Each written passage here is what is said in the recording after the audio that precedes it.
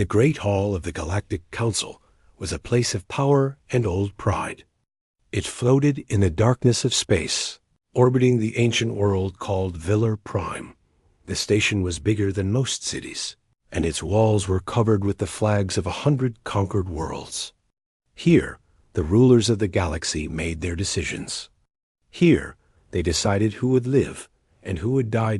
High Arbiter Null sat on his throne at the center of the hall. He was tall and thin, with gray skin and eyes that held no warmth. For 3,000 years, his kind had ruled the stars. They had never lost a war. They had never been challenged by anyone who mattered. Today, the council was discussing a small problem. A tiny blue planet called Earth had gone silent. 3 years ago, the humans had built their first colony on a world called Proxima 7. They were new to space travel, barely 200 years into their journey among the stars. The Galactic Council had watched them with the same interest a child might watch an insect. The humans were clever, yes. They learned fast. But they were weak. They had no great fleets. They had no ancient weapons. They were nothing. Then the humans made a mistake.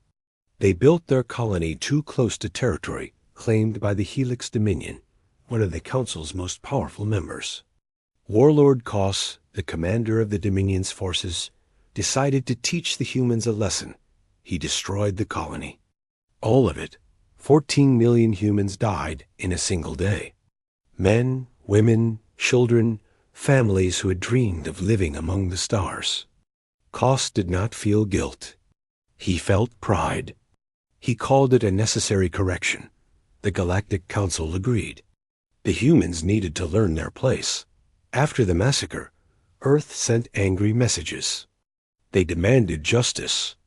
They demanded punishment for Kos. The Council ignored them. What could the humans do? They were insects. Insects did not threaten gods. Then the messages stopped. For 3 years, Earth had been silent. No communications. No diplomatic requests. No trade. Nothing. The Council assumed the humans had finally accepted their defeat. They had learned their lesson. They were hiding on their little blue planet, afraid to speak. But Ambassador Tira was not so sure. She stood before the Council now, her silver eyes filled with worry. Tira was different from the other Council members. She had spent time on Earth during the early diplomatic missions. She had lived among the humans. She had seen something in them that the others had missed. "You are making a terrible mistake," she said. Her voice was soft, but it carried through the great hall. The humans have not gone silent because they are afraid. They have gone silent because they are planning. Warlord Kos laughed from his seat. He was a massive creature, built for war, with scales like black armor and teeth like knives. Planning what? He asked. They have nothing. A few old ships. A single planet. What can they possibly do against us? Tira turned to face him. "I have walked among them," she said. "I have seen their history.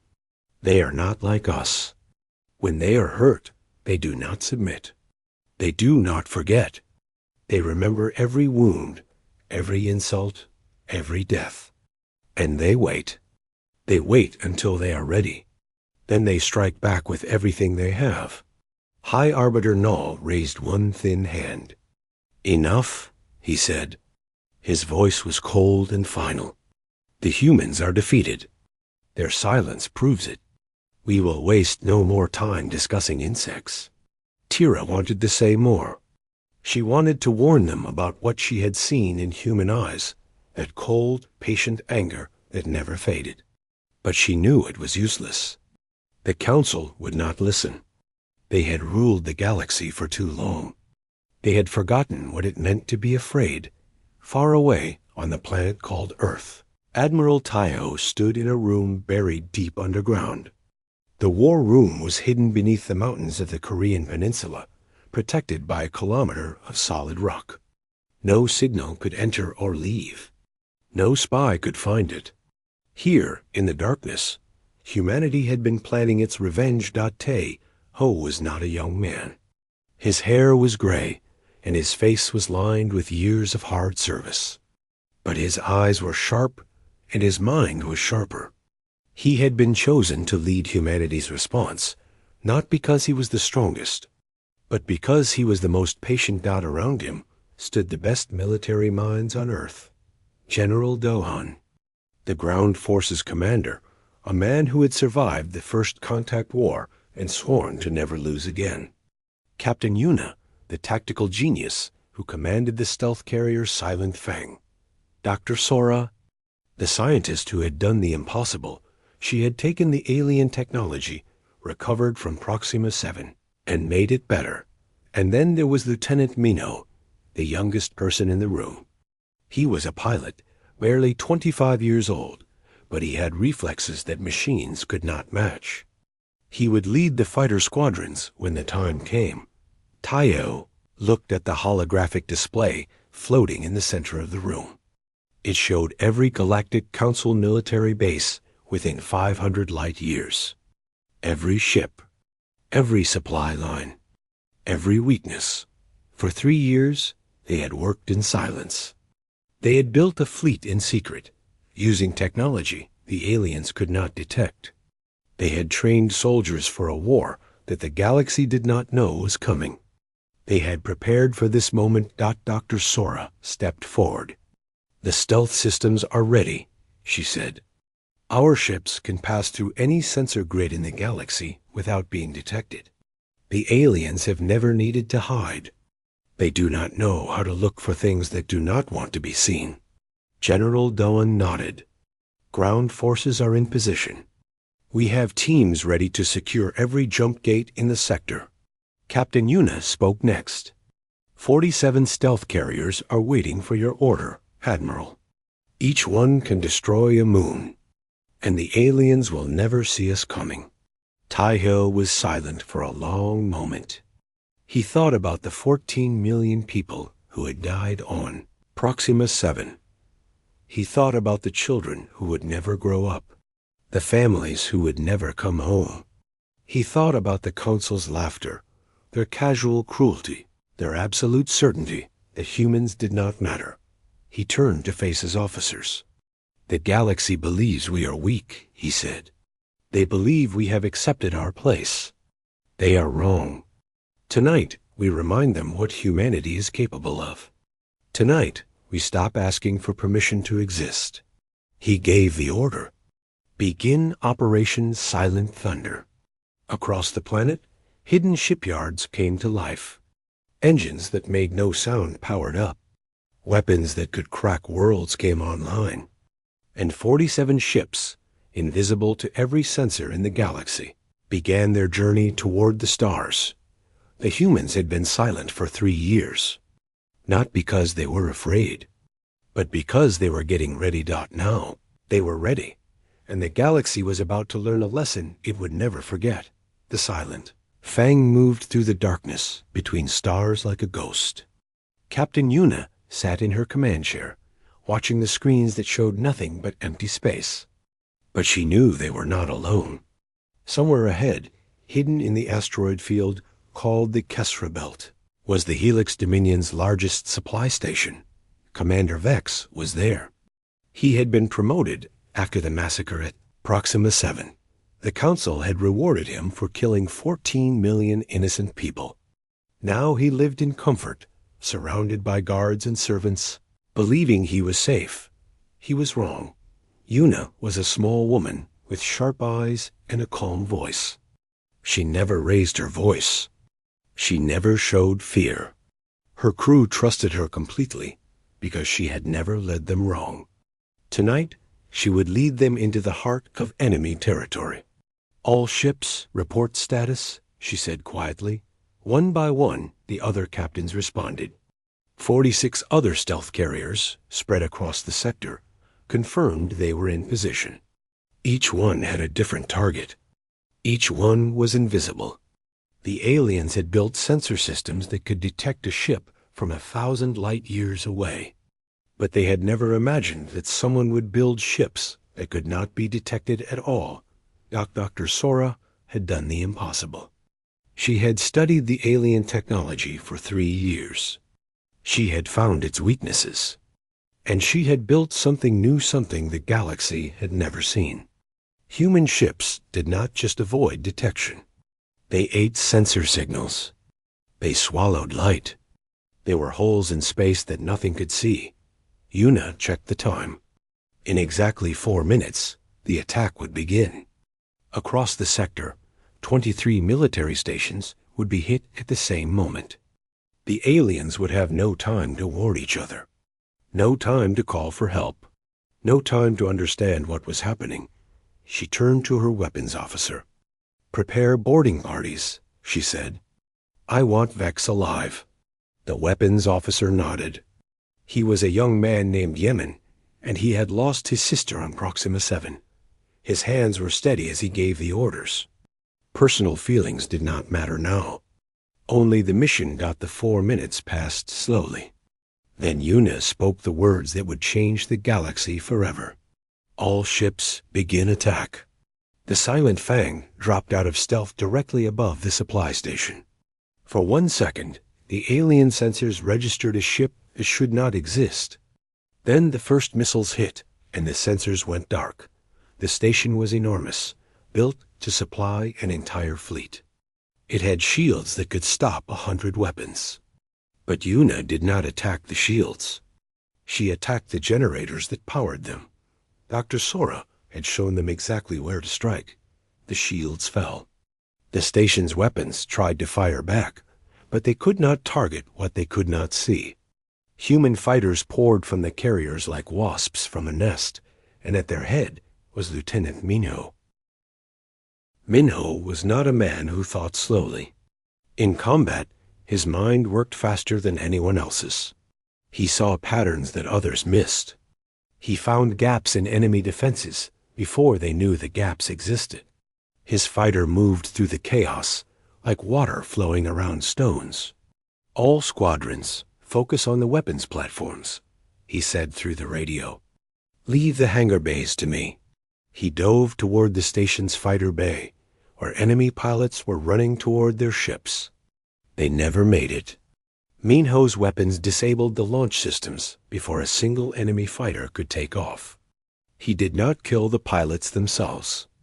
That was not the mission. The mission was to take the station fast and quiet.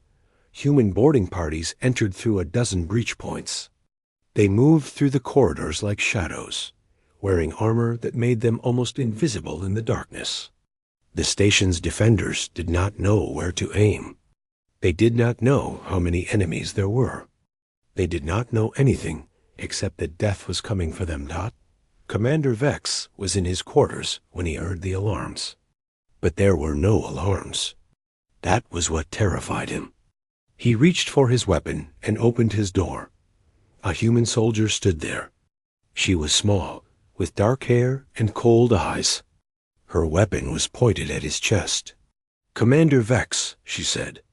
Her voice was calm and quiet. "You are under arrest for the murder of 14 million people on Proxima 7. Vex tried to raise his weapon. The soldier shot it out of his hand before he could blink. "You will come with us," she continued. "You will answer for what you did, and you will tell us everything you know about the Council's defenses. One way or another." Vex felt something he had not felt in centuries. Fear. Real fear. The kind of fear that the humans on Proxima 7 must have felt when his ships appeared in their sky. "This is impossible," he whispered. "You are nothing. Your species is nothing." The soldier smiled. It was not a warm smile.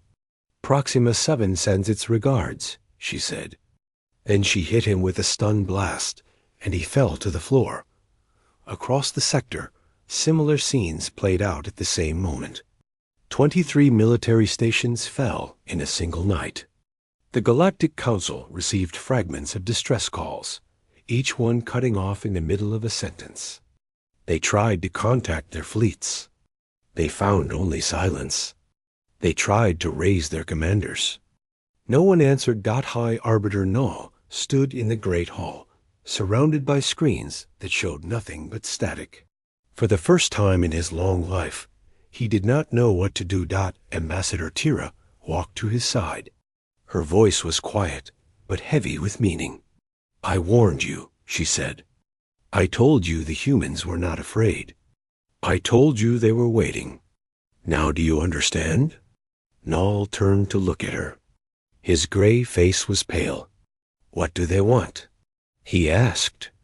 "What do they hope to achieve?" Tira looked at the screens full of static. Somewhere out there, in the darkness between stars, human ships were moving toward their next targets.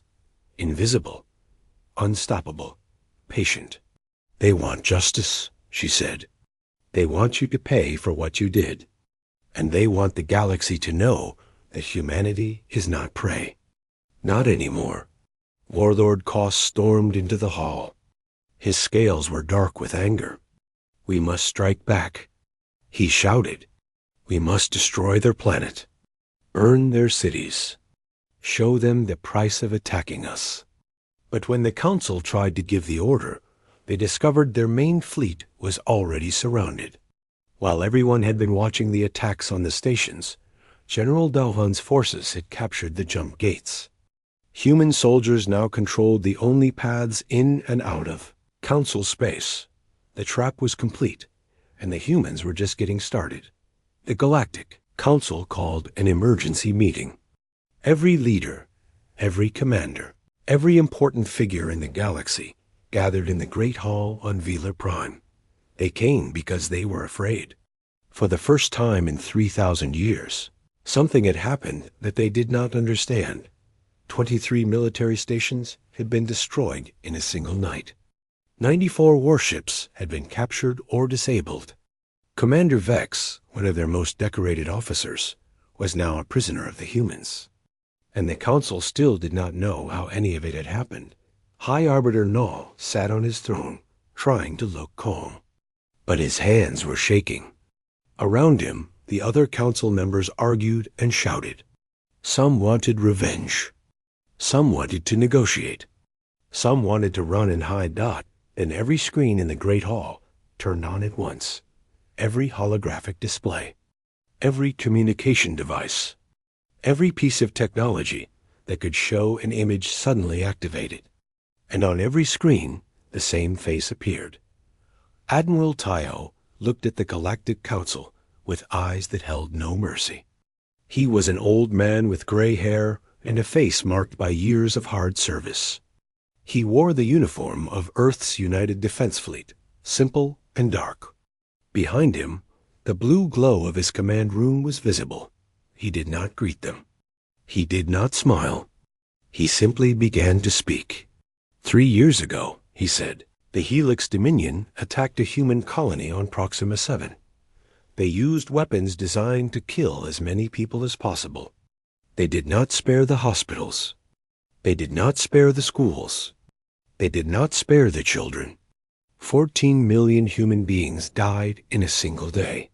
His voice was calm. That was what made it terrifying. He was not angry. He was not emotional. He was stating facts. We sent messages to this council. We asked for justice. We asked you to punish the ones responsible. Do you remember what you said? He paused. In the Great Hall, no one spoke. You called it a necessary correction. You told us to remember our place. You laughed at our pain. You treated the deaths of 14 million innocent people as a small thing, a lesson for a lesser species. Taiho leaned forward slightly.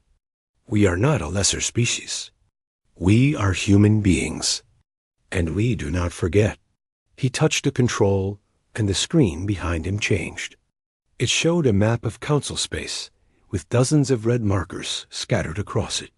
In the last 72 hours, Earth's forces have destroyed 31 military installations. We have captured or disabled 94 warships. We have taken control of every jump gate in this sector. And we are holding Commander Vex, who is telling us everything he knows about your defenses. He is very cooperative now that he understands his situation. In the great hall, Warlord Koss made a sound of rage. But he did not interrupt. He could not. You did not ask for this war, Taiho continued. Neither did we. You brought war to our doorstep when you murdered our people. You thought we would accept it. You thought we would bow down and wait for the next massacre. You were wrong. He stood up straight and looked directly into the camera. His eyes seemed to find every member of the council, one by one. Humanity does not seek conquest. We do not want to rule your worlds or take your resources. We want justice. We want the leaders responsible for Proxima 7 to face trial. We want reparations for the families of the dead. And we want the galaxy to understand that human lives have value. That we are not insects to be stepped on when we become inconvenient. He paused again. When he spoke next, his voice was quieter, but somehow more powerful. You have a choice now. You can surrender the war criminals. You can accept responsibility for what was done. You can help us build a galaxy where no species is considered lesser. Or you can refuse. The screens showed images now. Human ships appearing from nowhere, surrounding council fleets. Human soldiers taking control of stations that had never fallen before. Human technology that the galaxy had never seen and could not understand. If you refuse, Taiho said, we will continue. We will not stop until every person responsible for Proxima 7 has answered for their crimes. We will not stop until the Helix Dominion is dissolved. We will not stop until the galaxy learns that humanity is not prey. He looked at them one more time. His face was hard as stone. You had 3 years to apologize. 3 years to offer justice. You chose to laugh instead. Now you will learn what that choice has cost you. The transmission ended. For a long moment, the great hall was completely silent. The screens returned to static. The council members stared at each other, not knowing what to say. Then Ambassador Tira spoke.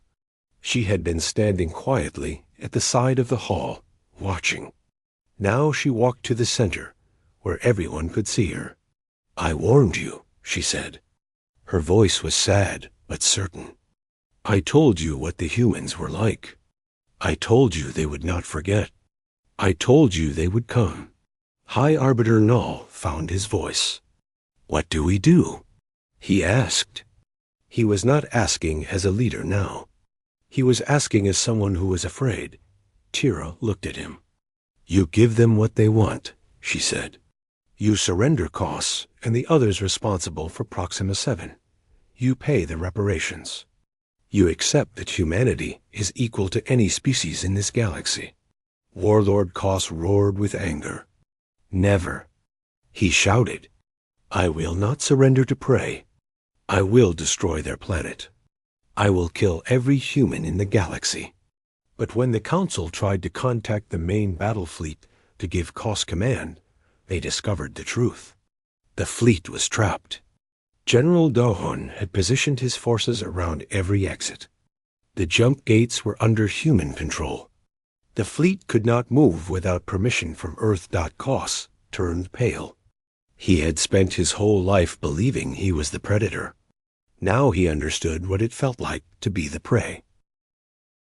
Tira watched him with silver eyes that held no sympathy. The humans have a saying, she said. Those who live by the sword die by the sword. You taught them war, Koss. Now they are teaching you. She turned to face the rest of the council.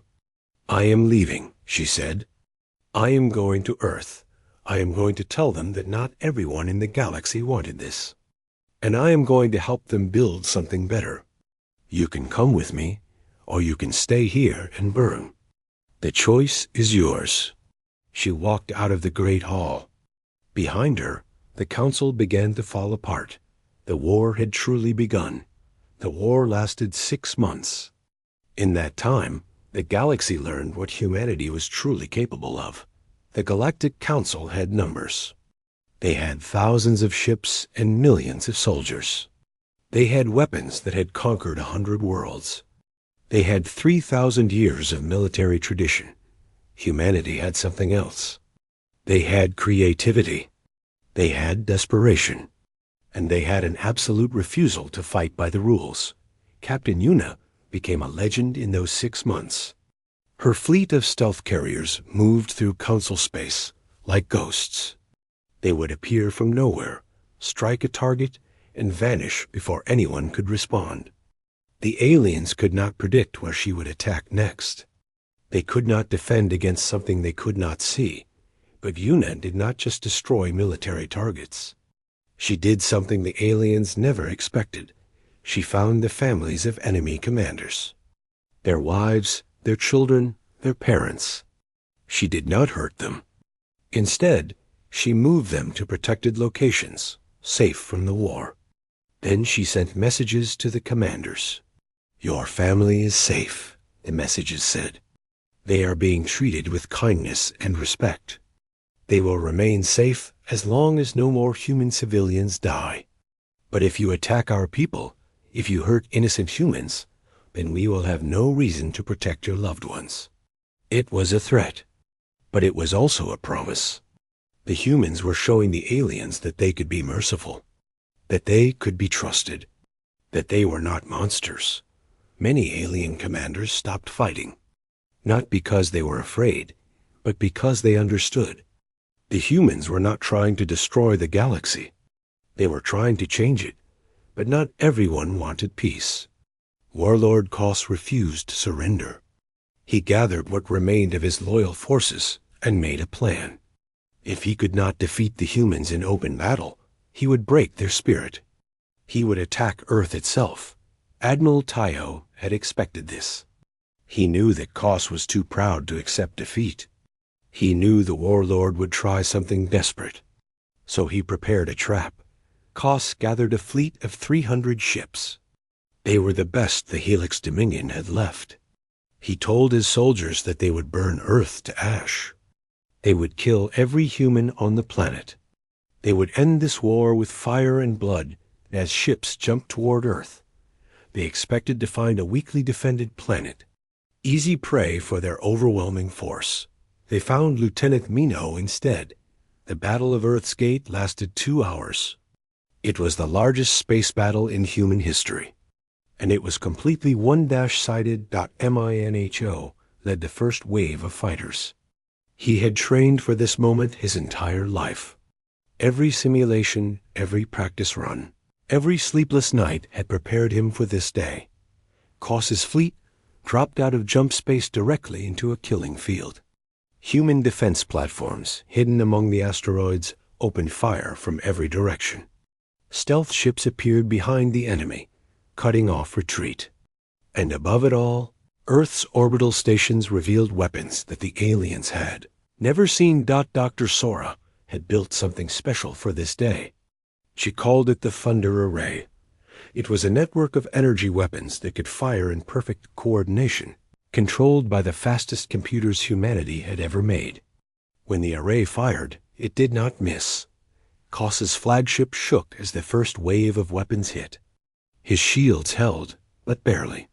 He ordered his ships to charge forward, to break through the human lines. But there were no lines to break. The humans were everywhere and nowhere, striking from angles that should have been impossible. Minho's fighter squadron dove through the chaos. Their target was the flagship's engines. If they could disable the ship, Koss would be trapped. "All pilots, follow my lead," Minho said through the radio. His voice was calm, almost peaceful. He was not afraid. He was exactly where he was supposed to be. The flagship's point defense guns tried to track his fighter. They were fast. Minho was faster. He dodged and weaved through a storm of fire, getting closer and closer to his target. Then a lucky shot hit his wing. Minho's fighter spun out of control. Warning lights filled his cockpit. His engines were failing. In seconds, he would crash into the flagship's hull. Another pilot would have ejected. Another pilot would have tried to escape. Minho aimed his crippled fighter at the flagship's main engine array. He pushed the throttle to maximum. The The impact was enormous. Minho's fighter tore through the flagship's engines, destroying them completely. The great ship went dark, drifting helplessly in space. Minho ejected at the last possible second. His escape pod was thrown clear of the explosion, tumbling through the debris. Hours later, a search team found him floating among the wreckage. He was unconscious, badly injured, but alive. When he woke up in the medical bay, Dr. Sora was standing over him. "That was very stupid," she said. But she was smiling. Minho tried to smile back. "Did we win?" He asked. "We won," she said. "Kos is captured. His fleet is destroyed. Earth is safe." She looked at the young pilot with something like wonder. "You should be dead," she said. "The calculations say your survival was impossible." Minho closed his eyes. "Humans do impossible things," he said. "That is what we are for." Back on Velar Prime, High Arbiter Null received the news of Kos's defeat. The warlord who had murdered 14 million humans was now a prisoner. His fleet, the last real military power of the Helix Dominion, was gone. Admiral Taiho sent a single image to the Council. It showed Kos's broken flagship drifting in the darkness of space. Behind it, Earth glowed blue and beautiful, completely unharmed. The message was clear. Humanity could not be broken. Humanity could not be conquered. Humanity would not stop until justice was done. NOL looked at the image for a long time. Then he reached for his communication device. "Contact the humans," he said quietly. "Tell them I am ready to discuss peace." The war was not over yet, but the end was finally beginning. High Arbiter Null requested a meeting to discuss peace.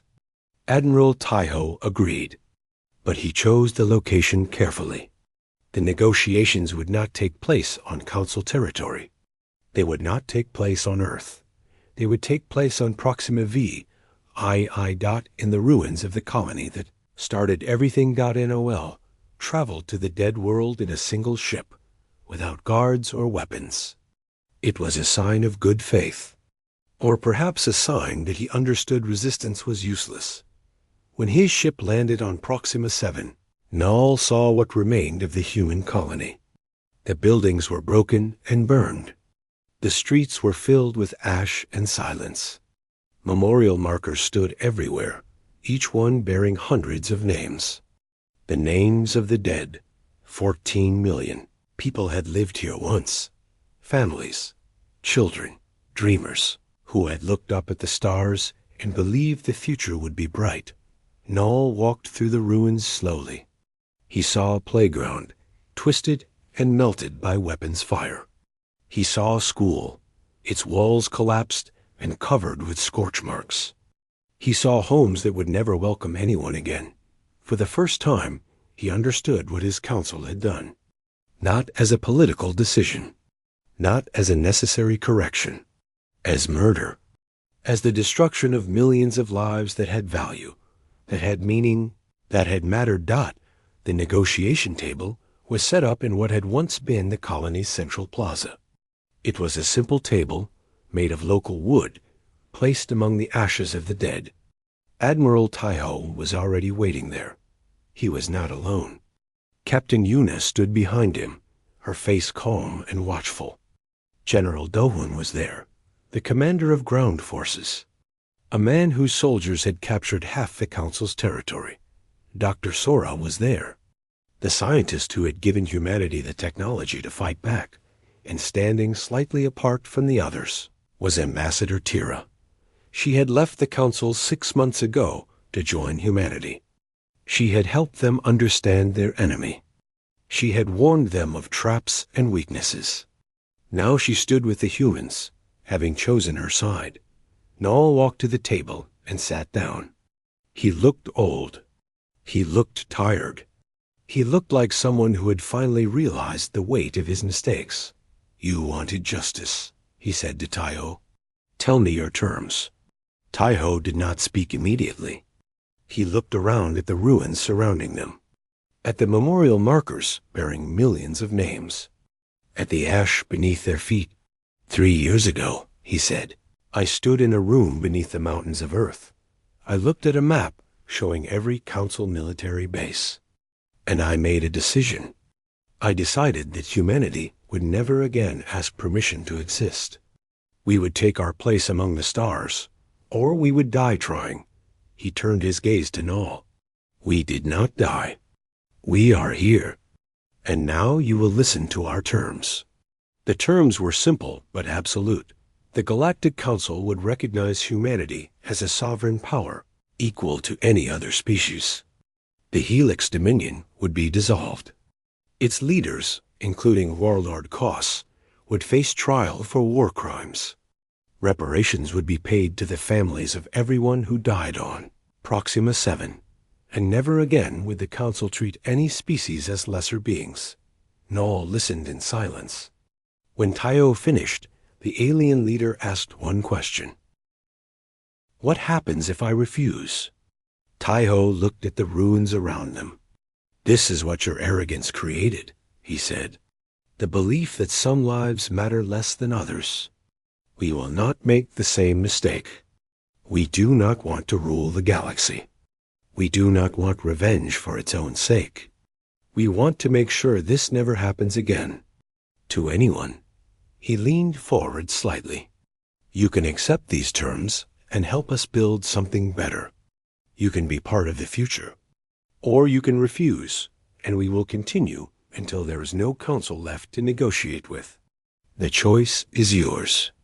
Null looked at Tira. She met his gaze without flinching.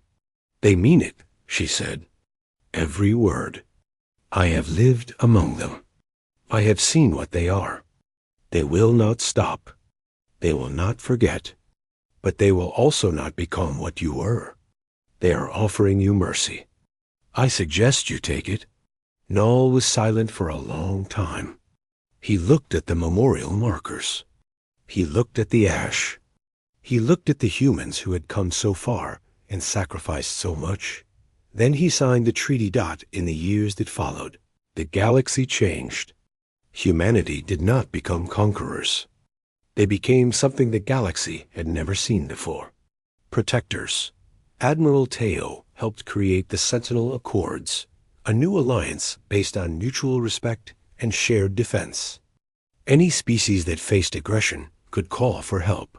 Any species that threatened others would face consequences. The days of empires crushing lesser worlds were over. Captain Yuna commanded the first joint human-alien peacekeeping fleet. She traveled to worlds that had been conquered for centuries and helped them rebuild. She trained officers from a dozen species to fight the way humans fought, not with overwhelming force, but with patience, creativity, and an understanding that every life had value. Lieutenant Minho recovered from his injuries. The doctors said he would never fly again. He proved them wrong within a year. But instead of returning to combat, he became a teacher. He trained pilots from across the galaxy, sharing the skills that had made him a legend. He told them that speed and reflexes were not enough. They needed to believe in something worth fighting for. Dr. Sora opened her research facilities to scientists from every species. She shared the technology that had saved humanity, asking nothing in return except cooperation. Her dream was a galaxy where knowledge was shared freely, where no species had to face its challenges alone. General Dohan retired to Proxima 7. The colony had been rebuilt, not to erase the past, but to honor it. The Memorial Plaza remained at the center, surrounded by new homes and new dreams. Dahuan spent his days tending a garden among the markers, caring for flowers that grew in the shadow of the names. Ambassador Tira became the bridge between humanity and the reformed Galactic Assembly. She had seen the worst of both sides. Now she worked to build the best of both. And throughout the galaxy, a new saying spread among the stars. People of every species passed it down to their children. A lesson learned in fire and blood. Be kind to humans. They remember everything. They forgive nothing. But if you stand with them, they will stand with you until the stars themselves burn out. Years later, a young alien child asked her parent about the humans. She had seen them in the space stations and on the peacekeeping ships. They seemed no different from anyone else. Why do people say to be kind to them? She asked. Her parent looked up at the stars and smiled. Because they taught the galaxy something important, she said. That the smallest voice can shake the universe. That the weakest can become the strongest. And that everyone, no matter how small, deserves to be treated with dignity. The child looked up at the stars too, wondering which one was Earth. Somewhere out there, in the darkness between worlds, humanity continued to reach for tomorrow. They had won their place among the stars, and they would never let anyone take it away. The galaxy had learned its lesson. Humanity was here to stay.